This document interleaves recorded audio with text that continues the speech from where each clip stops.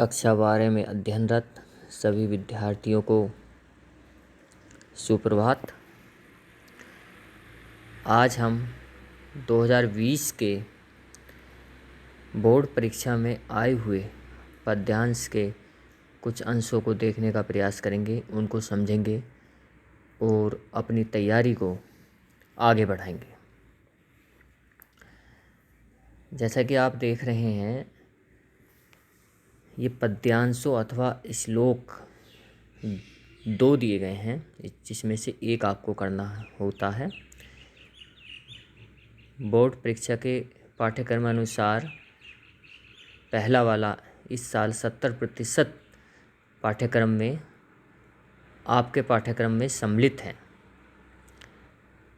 तो जैसे कि पिछली कक्षा में मैंने आप लोगों को बताया था कि संस्कृत में हमें अनुवाद करने के लिए आता है और संदर्भ सहित अनुवाद करने के लिए आता है। संस्कृत के पाठों में, यूपी बोर्ड में संस्कृत के पाठों में जब हम संदर्भ लिखते हैं तो हमें संदर्भ में लेखक या किसी रचयिता का नाम नहीं लिखना होता। यह मैं आपको पिछली क्लास में बता चुका हूँ।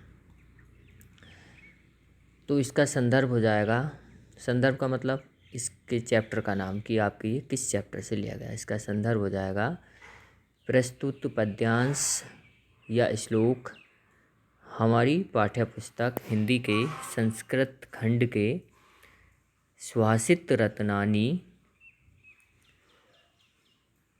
नामक पाठ से लिया गया है। यह सुभाषित रत्नानी नामक शीर्षक पाठ से लिया गया है। यह आपका इसका संदर्भ हो जाएगा। संदर्भ का मतलब हमें केवल पाठ का नाम बताना होता है। इसमें यदि हम हिंदी के गद्यांश और पद्यांश का संदर्भ लिखते हैं तो हमें उसमें गद्यांश में पाठ के लेखक का नाम और पद्यांश में पाठ के कवि या रचयिता का नाम लिखना होता है, पाठ के नाम के साथ साथ। अब हम इसका अनुवाद देखते हैं। मैंने कक्षा में भी यह कराया था आप लोगों को। निंदन्तु नीति निपुणा यदि वा स्तुवन्तु लक्ष्मीः समाविष्टु गच्छतु वा यथेष्टम् अद्य एव वा मरणस्तु युगान्तरे वा न्यायात् पथ फिर्विचलन्ति पदम न धीरा। इसमें बताया गया निंदन्तु। निंदन्तु का मतलब निंदा करें। निंदा का मतलब जैसे आप समझ सकते हो किसी की कमियां देखना या किसी की बुराई करना, वह निंदा करना कहलाता है। नीति निपुणा, नीति में निपुण। यदि माने, यदि का मतलब चाहे, यहाँ पर यदि का मतलब चाहे आएगा। तो इन 3 शब्दों का अर्थ हो जाएगा कि यदि नीति में निपुण लोग, यदि नीति में निपुण व्यक्ति चाहे निंदा करें, वा स्तुवन्तु, स्तुवन्तु स्तुति करें या प्रशंसा करें। स्तुति का मतलब आप प्रशंसा से भी समझ सकते हो। तो नीति में निपुण लोग चाहे निंदा करें अथवा स्तुति करें अर्थात प्रशंसा करें। वा का मतलब होता है या, और दूसरा अर्थ वा का आप समझ सकते हो अथवा। तो पूरी लाइन दोबारा दोहरा लेंगे। नीति में निपुण व्यक्ति चाहे निंदा करें अथवा प्रशंसा करें। दूसरी लाइन देखेंगे, लक्ष्मीः समाविष्टु गच्छतु वा यथा इष्टम। लक्ष्मी, लक्ष्मी मीन्स लक्ष्मी, जिसको आप लक्ष्मी को मुद्रा के भी समझ सकते हो कि पैसा, लक्ष्मी धन की देवी हैं। तो इसमें बताया गया कि लक्ष्मी समाविष्टु, लक्ष्मी आए, लक्ष्मी आए। गच्छतु वा यथा इष्टम। गच्छतु मीन्स चली जाए, वा मीन्स अथवा। वा के 2 अर्थ हैं, अथवा या, अथवा और या 2 अर्थ हैं वा के, दोनों के लिए वा प्रयोग किया जाता है। तो लक्ष्मी आए अथवा चली जाए। कैसे चली जाए? यथा इष्टम। ये यहाँ पर 2 शब्द हैं, यथा प्लस इष्टम, और यहाँ पर गुण संधि हो रही है, यथा धन इष्टम। यथा का अ और इष्टम का ई मिलकर के ए बन गए, तो बन गया यथेष्टम। गुण संधि हो रही है। तो यथेष्टम, चाहे लक्ष्मी आए या चली जाए, यथा धन इष्टम,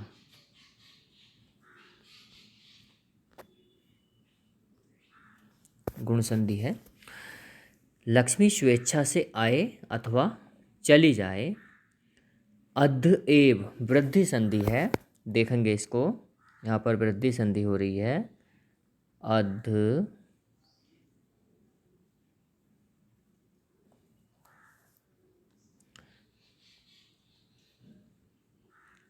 एव, यहाँ पर, और जब हम इसको संधि करेंगे तो इसका हो गया अध एव।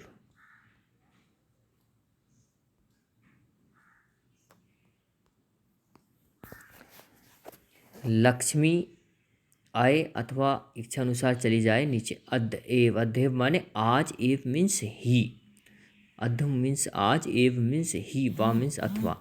अथवा मृत्यु आज ही आ जाए, मरणस्तु माने मृत्यु, मृत्यु आज ही आ जाए, अथवा युगांतरे, युगों के बाद आए।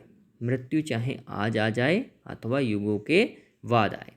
न्यायात पथ प्रविचलंती पदम न धीरा। न्यायात मीन्स न्याय के, पंचमी विभक्ति एक वचन का रूप है। न्यायात, न्याय के पथ से, न्यायात पथ है, न्याय के पथ से। प्रविचलंती, विचलित नहीं होते हैं। न का मतलब प्रविचलंती के साथ आ जाएगा, विचलित नहीं होते हैं। पदम मीन्स पद या पैर, धीरा मीन्स धैर्यशाली पुरुषों के। तो जो धैर्यशाली मनुष्य होते हैं, जो धैर्य धारण करने वाले होते हैं, जिनके अंदर धैर्य होता है, उनके जो पैर हैं, उनका जो पद है, पदम मीन्स पैर है, उनके जो पैर हैं या उनके जो पद हैं, वो न्याय के पथ से कभी विचलित नहीं होते हैं। एक बार सारांश रूप में और समझ लेंगे सभी का। निंदन्तु नीति निपुणा यदि वा स्तुवन्तु। नीति में निपुण व्यक्ति चाहे निंदा करें अथवा स्तुति करें, चाहे आपकी निंदा करें या प्रशंसा करें। लक्ष्मी आए अथवा स्वेच्छा से चली जाए। मृत्यु आज ही आ जाए अथवा युगों के बाद आए। धैर्यशाली पुरुष न्याय के पथ से कभी भी विचलित नहीं होते हैं। आज आप इसको कीजिए। और अब हम 70% सिलेबस में पढ़ने के लिए हमारे पास क्या क्या है, क्या क्या हमें पढ़ना है, क्या क्या छोड़ना है, उससे संबंधित वीडियो भी मैं भेजूँगा आप लोगों के लिए, उसको भी आप देख लीजिएगा।